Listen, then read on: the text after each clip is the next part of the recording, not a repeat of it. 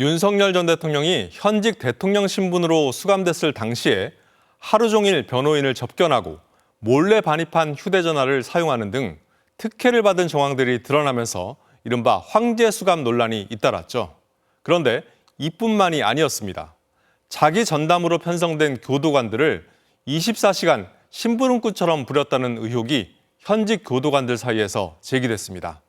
고윤성 기자가 보도합니다. 지난 1월 15일 내란 우두머리 피의자로 체포된 윤석열 대통령. 구속 취소 결정이 나온 3월 8일까지 현직 대통령 신분으로 52일간 서울구치소에서 먹고 자며 3평 독방에서 생활했습니다.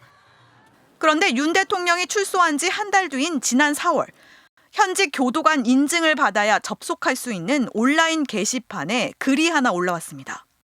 탄핵 후 법무부에서 감사해야 할 일들이란 제목의 글에는 윤 대통령 수감 기간 동안 구치소 측이 교정 보안 직원 7명을 징발해 심부름꾼과 사동 도우미로 부렸다는 내용이 담겨 있었습니다.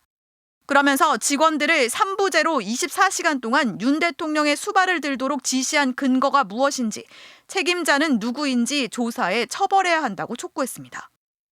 헌법재판소에 출정할 때마다 말끔했던 윤 전 대통령의 모습에 대해선 교도관도 의문을 제기했습니다. 외부 미용사 손질 의혹, CCTV 없이 4개의 혼거실, 여러 명이 쓰는 방을 혼자 사용했다는 의혹, 허가받지 않은 차량의 구치소 진입 여부 등 윤 전 대통령 수감 생활 동안 벌어진 7가지 비위 의혹을 조목조목 지적했습니다. 그러면서 자체 조사와 책임자 처벌이 이루어지지 않으면 교정당국이 국회 감사에서 온갖 수모를 당하고 예산도 받지 못할 것이라 당부했습니다. 글이 올라오자 실상은 이것보다 더한 것으로 알고 있다. 하고 싶어서 했겠냐. 현직 대통령이니 어쩔 수 없이 했지라는 등의 댓글 80여 개가 이어졌습니다. 댓글 역시 현직 교도관만 쓸 수 있습니다. 해당 의혹을 제보받은 의원실은 곧바로 사실 확인에 나섰지만 난관에 부딪혔습니다.